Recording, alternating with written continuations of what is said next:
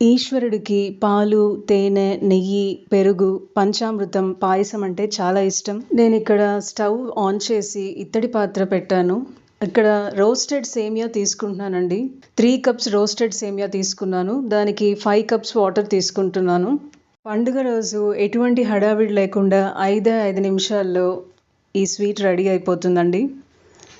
ముందుగా నేను 3 cups water తీసుకొని తాటి బెల్లంని కరిగిస్తున్నాను. తర్వాత మిగిలిన 2 కప్స్ యాడ్ చేసుకుంటాను. ఇక్కడ ఫ్లేవర్ కోసం యాలకుల పొడి వేస్తున్నాను. అలాగే ఇక్కడ పచ్చ కర్పూరం అంటారండి, ఎడిబుల్ క్యాంఫర్ అంటారు. ఇది చిటికెడు వేస్తే సరిపోతుందండి. చేత్తో ఇలా పొడి పొడిగా చేసి వేయాలి, లేకపోతే ఒకే ముద్దలాగా ఒక చోట పడి మనకు ప్రసాదంలోకి సరిగ్గా మిక్స్ అవ్వదండి. చేత్తో చక్కగా నలిపి వేసుకోవాలి పచ్చకర్పూరం. ఇక్కడ తాటి బెల్లంని ముందుగా కరిగించుకోవాలి. మీ దగ్గర తాటి బెల్లం అవైలబుల్గా లేకపోతే చెరుకు బెల్లంతో అయినా చేయొచ్చండి. ఇక్కడ చూసారు కదండి, తాటి బెల్లం చక్కగా కరిగిపోయింది.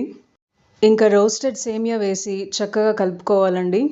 మీడియం ఫ్లేమ్లోనే ఉంచి కుక్ చేసుకోవాలి. ఇక్కడ రోస్టెడ్ సేమియాకి వాటర్ రేషియో కూడా ఒక్కొక్క బ్రాండ్ని బట్టి మారుతూ ఉంటుందండి.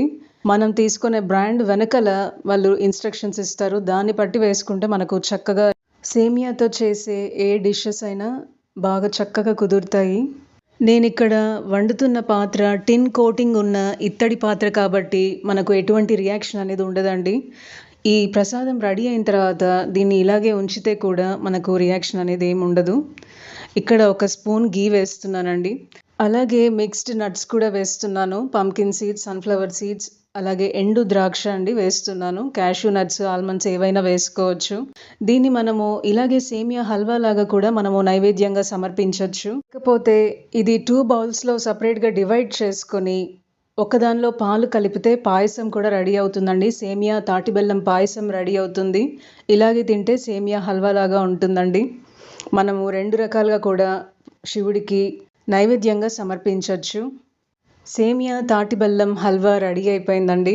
ఇక్కడ మీరు ఇంకాస్త గీ కూడా వేసుకోవచ్చు. నేను 1 స్పూన్ గీ మాత్రమే యాడ్ చేశాను. మీ దగ్గర సేమియా అవైలబుల్గా లేకపోతే బొంబాయి రవ్వ, బన్సీ రవ్వతో కూడా ఈ హల్వాని చేసుకోవచ్చండి. చాలా ఈజీగా అయిపోతుంది. ఇక్కడ చూసారు కదండి, నేను కాస్త సపరేట్గా తీసాక అదే బౌల్లో నేను మిల్క్ యాడ్ చేశాను. ఇక్కడ సేమియా తాటి బెల్లం పాయసం రెడీ అయిపోయింది. 2 చాలా బాగుంటాయండి. బ్రహ్మమురారి సురార్చితలింగం నిర్మలభాషిత శోభితలింగం జన్మజ దుఃఖ వినాశక